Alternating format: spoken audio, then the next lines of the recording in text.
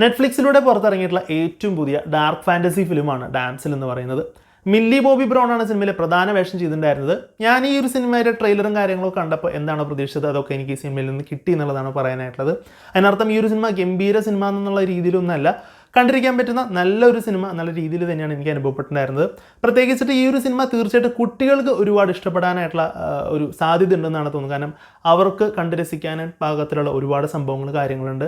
കുറച്ചും കൂടി മുതിർന്നവരെ സംബന്ധിച്ചിടത്തോളം അത്യാവശ്യം സിനിമ കാണുന്നവരാണെന്നുണ്ടെങ്കിൽ ഇതുപോലുള്ള ഒരുപാട് സിനിമകൾ കാര്യങ്ങൾ ഒരുപക്ഷെ നിങ്ങൾ കണ്ടിട്ടുണ്ടായിരിക്കും. ഇതേ മോഡിലുള്ള ഇതേ പാറ്റേണിലുള്ള ഒരുപാട് സിനിമകളൊക്കെ കാര്യങ്ങളൊക്കെ നിങ്ങൾ കണ്ടിട്ടുണ്ടാകാനായിട്ടുള്ള സാധ്യതകളുണ്ട്. ഈ ഒരു സിനിമയുടെ ഒരു പ്ലോട്ട് ചുരുക്കി പറയുകയാണെന്നുണ്ടെങ്കിൽ ട്രെയിലറിലുള്ള കാര്യം തന്നെയാണ് ഞാൻ പറയുന്നത്, സ്പോയിലറൊന്നും അല്ല.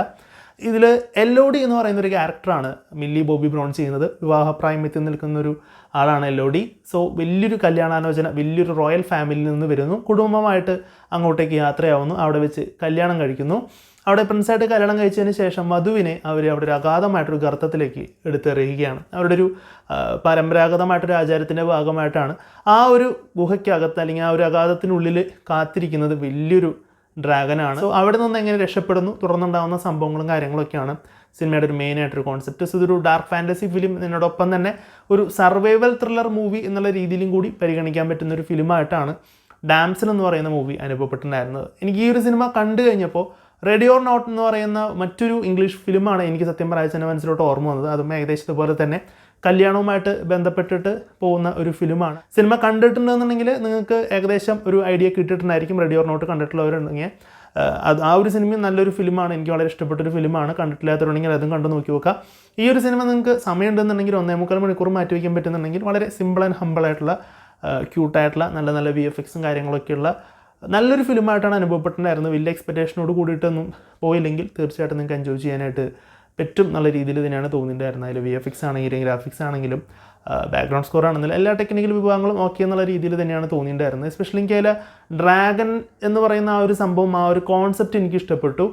കൂടുതൽ പറഞ്ഞാൽ സ്പോയിലറായി പോകും എന്നുള്ളതുകൊണ്ട് ഞാൻ അധികം പറയുന്നില്ല. കാരണം അധികം കണ്ട് പരിചയമില്ലാത്ത അല്ലെങ്കിൽ മറ്റ് സിനിമകളിൽ കാണാത്ത ഒരു ടൈപ്പ് ഓഫ് ഡ്രാഗനാണ് ഈ ഒരു സിനിമയിലുള്ളത് എന്നുള്ളതാണ് പറയാനായിട്ടുള്ളത്. ഞാൻ ഉദ്ദേശിച്ചത് ഡ്രാഗൻ്റെ അപ്പിയറൻസ് കാര്യങ്ങൾ മാത്രമല്ല, മറ്റു പല കാര്യങ്ങളും കൊണ്ട് കൂടിയിട്ടാണ് ഇതിൽ പറയുന്നത്. അത് സിനിമ കണ്ടവർക്ക് ഏകദേശം മനസ്സിലാകുന്ന കാര്യങ്ങളായിരിക്കുന്നു പ്രതീക്ഷിക്കുന്നു. സോ വിഷ്വലി നല്ല രസകരമായിട്ട് കണ്ടിരിക്കാൻ പറ്റുന്ന നല്ല ഒരു എൻ്റർടൈനർ ഫിലിമായിട്ടാണ് ഡാംസൽ എന്ന് പറയുന്ന മൂവി തോന്നിയിട്ടുണ്ടായിരുന്നത്. തീർച്ചയായിട്ടും മില്ലി ബോബി ബ്രൗൺ ആ ഒരു ക്യാരക്ടർ നന്നായിട്ട് തന്നെ ചെയ്തിട്ടുണ്ടായിരുന്നു. ആ ഒരു സ്റ്റാർ വാല്യൂ ഉള്ളത് കൊണ്ട് തന്നെയാണ് ഈ ഒരു സിനിമയിലോട്ട് തീർച്ചയായിട്ടും അട്രാക്റ്റഡ് ആയി എന്നുള്ളതിൽ യാതൊരുവിധ സംശയമില്ല. സോ സമയം ഉണ്ടെന്നുണ്ടെങ്കിൽ ഒരു 1.25 മണിക്കൂർ മാറ്റി വെച്ചിട്ട് ഈ ഒരു സിനിമ കണ്ട് എൻജോയ് ചെയ്യാം എന്നുള്ളതാണ് പറയാനായിട്ടുള്ളത്.